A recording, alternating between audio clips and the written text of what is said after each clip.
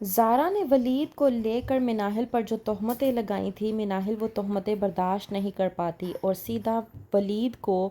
Message کر دیتی ہے کہ آج کے بعد آپ مجھ سے کسی بھی قسم کا کوئی کانٹیکٹ مت رکھیے گا، کیونکہ میں نہیں چاہتی کہ میری شادی کے ٹوٹنے کی وجہ لوگ مجھے ہی ٹھہرائیں، لوگ مجھ پر الزامات لگائیں کہ میری شادی شاید میری وجہ سے ہی ٹوٹی ہے۔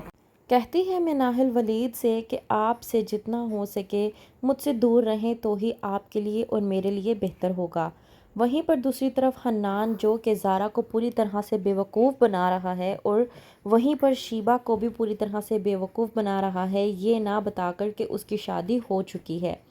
کہتی ہے شیبہ حنان سے کہ تم فکر نہ کرو، میں تمہیں پورے 10 لاکھ روپے دے دوں گی۔ اس بات پر حنان کہتا ہے کہ میں جلد ہی اپنا چینل لانچ کروں گا اور اس کے بعد میں تم سے شادی کر لوں گا۔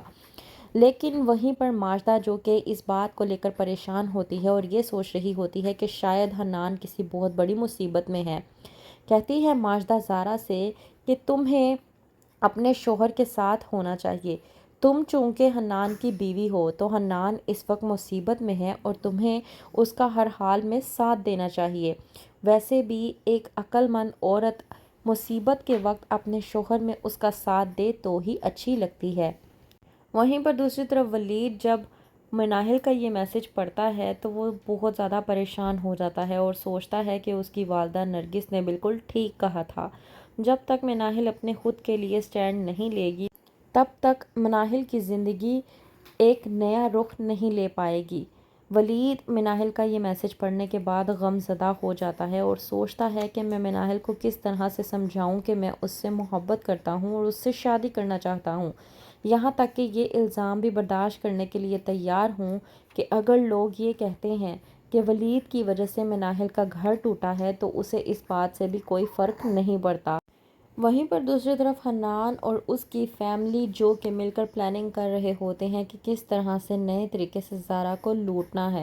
کہتی ہے عارفہ حنان سے کہ ہم نے اس کا لاکھوں کا زیور چرا لیا اور اس کو ہم پر ذرا سا بھی شک نہیں ہوا، اب ہمیں اس کی کروڑوں کی پراپرٹی کو اپنے قابو میں کرنا ہے۔ اس بات پر جب کہتی ہے عارفہ کی بیٹی نمرہ، آپ لوگوں کو کیا لگتا ہے کہ بھابھی اپنی کروڑوں کی پراپرٹی آپ کے نام ایسے ہی کر دیں گی؟ آپ کو بھابھی کیا اتنی ہی بے وقوف لگتی ہیں؟ اس بات پر جب حنان اپنی بہن کو جواب دیتا ہے اور کہتا ہے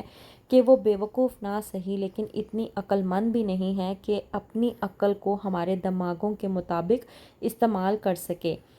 البتہ اسے نظر وہی آئے گا جو ہم اسے دکھانے کی کوشش کریں گے۔ اب دیکھو ہم نے اس کے ساتھ کیا کچھ نہیں کیا، اسے اب تک ہم پر کسی بھی قسم کا کوئی بھی شک نہیں ہوا، آئندہ بھی اسے ہم پر کسی بھی قسم کا کوئی بھی شک نہیں ہوگا اور ہم اس سے اس کا تمام تر وہ حصہ اور پراپرٹی ہتھیا لیں گے جو اس کے پاس ہے۔ حنان جو کہ اس بات سے بے خبر کہ جس پراپرٹی کو وہ زارا کی سمجھ رہا ہے وہ اصل میں اس کی نہیں بلکہ مناہل کی ہے، جب معلوم ہوگا حنان کو تو کیا رد عمل آئے گا حنان کا۔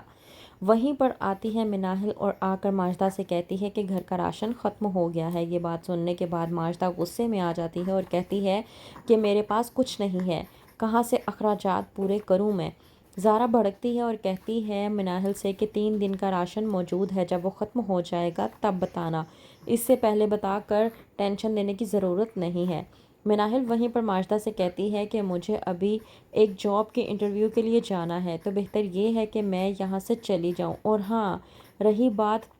اخراجات کی تو میری دکانوں سے جو خرچہ آتا ہے اسے آپ استعمال کر لیں۔ اسی رات مناہل جب حساب کرتی ہے اور سوچتی ہے کہ میری دکانوں سے جو آتا ہے کرایہ وہ اتنی مد میں ہوتا ہے تو وہ آخرکار جاتا کہاں ہے؟ مناہل کی یہ انٹرفیئرنس کیا ماجدہ کر پائے گی برداشت؟ کیا ہوگا آگے؟ مزید جاننے کے لیے دیکھتے رہیے ڈرامہ سیریل پتھر دل۔